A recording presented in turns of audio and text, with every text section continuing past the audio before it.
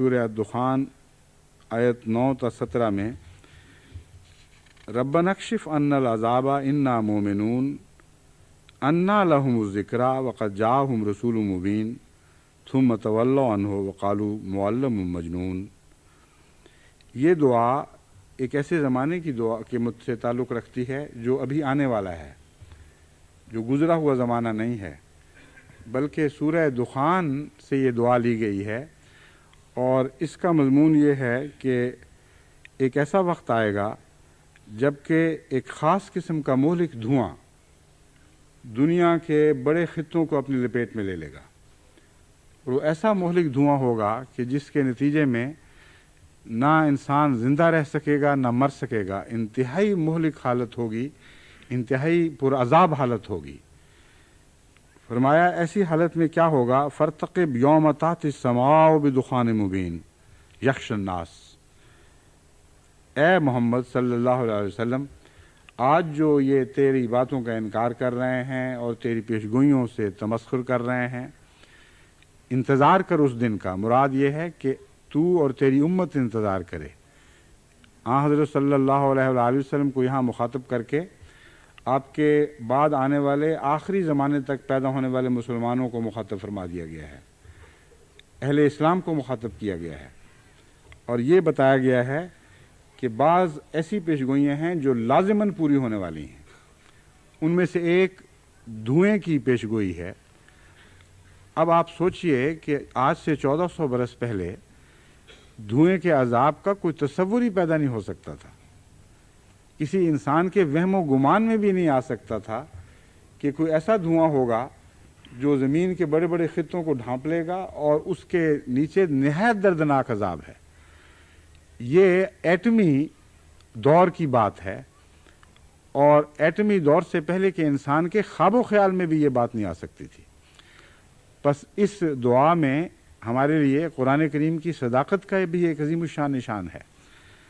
فرمایا اے محمد ان سے کہہ دے کہ ہم تجھ سے یہ کہتے ہیں کہ تو انتظار کر، ایک ایسا زمانہ لازماً آئے گا جب کہ ایک بہت بڑا دھواں دنیا کے عظیم خطوں کو ڈھانپ لے گا. یغشی الناس، یہاں خطوں کی بجائے لوگوں کا ذکر فرمایا ہے، کیونکہ دراصل وہ دھواں ظالم انسانوں کو سزا دینے کے لیے ان پر مسلط کیا جائے گا. ھذا عذاب علیم، یہ تو بہت ہی دردناک عذاب ہے. اب بتائیے کہ اس زمانے کا انسان تو درکنار، آج سے 100 سال پہلے کا انسان بھی کیا یہ تصور کر سکتا تھا کہ کوئی ایسا دھواں دنیا پہ پھیلے گا جس کے نیچے بہت ہی دردناک عذاب ہے؟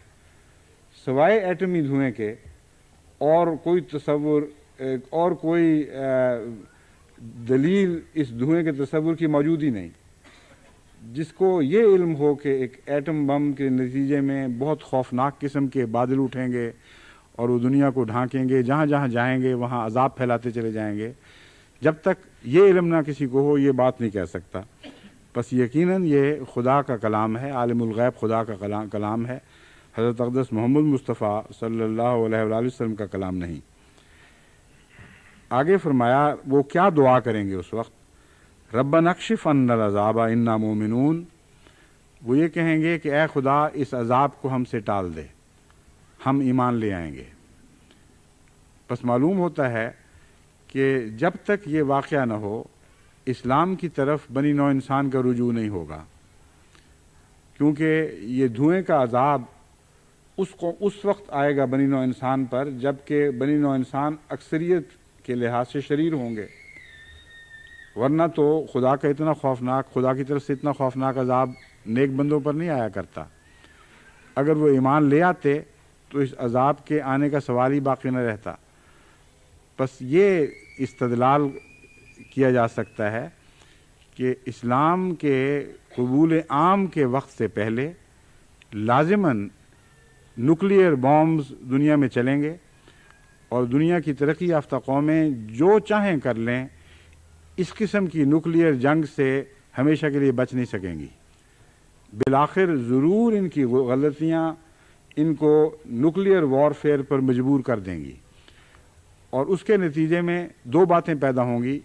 بہت ہی خوفناک زہریلے دھوئیں کے بادل دنیا پر پھیلیں گے اور انسانوں کو شدید عذاب میں اور دردناک عذاب میں مبتلا کریں گے۔ دوسری بات یہ کہ اس کے نتیجے میں وہ ایمان لانے کی طرف متوجہ ہو جائیں گے۔ اس سے پہلے بھی ہیروشیما اور ناگاساکی میں 2 بم پھٹ چکے ہیں، لیکن ان کے نتیجے میں انا مومنون کا وعدہ کی آواز وہاں بلند نہیں ہوئی تھی اور نہ دنیا نے اسلام کی طرف توجہ کی۔ بس اس لیے میں قطعی طور پر یقین کر رکھتا ہوں کہ اس آیت کا اور اس دعا کا تعلق آئندہ زمانے سے ہے، اور جب تک بنی نوع انسان کو اس قسم کی خوفناک سزا کے ذریعے جھنجھوڑا نہیں جائے گا، اس وقت تک وہ اسلام کی طرف متوجہ نہیں ہوں گے۔ فرمایا انا لہم ذکرا وقد جاءہم رسول مبین۔ اب وہ نصیحت کیسے پکڑ مانگ رہے ہیں، کس منہ سے کہتے ہیں کہ ہم نصیحت پکڑیں گے؟ وقد جاءہم رسول مبین، ان میں ایک کھلا کھلا رسول ظاہر ہو چکا ہے۔ بس یہ کوئی اسی زمانے کے رسول کی بات ہو رہی ہے۔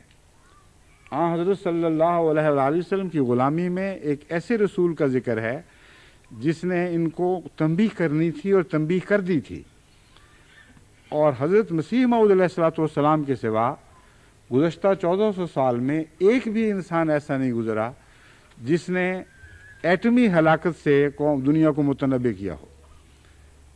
بس اس آیت کا گہرا تعلق احمدیت سے اور حضرت اقدس مسیح موعود علیہ السلام کی ذات سے ہے۔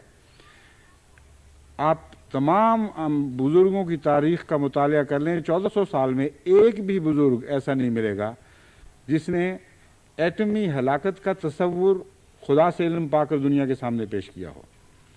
یا قرآن کریم کی اس آیت میں یہ ذکر موجود ہے، یا حضرت مسیح موعود علیہ السلام کو اللہ تعالیٰ نے الہاماً بتایا کہ ایسی خوفناک جنگیں آنے والی ہیں یا ایسے خوفناک زلازل دنیا میں ظاہر ہونے والے ہیں جن کے نتیجے میں بڑے وسیع خطہ ہے عرض زندگی کی ہر قسم سے محروم رہ جائیں گے۔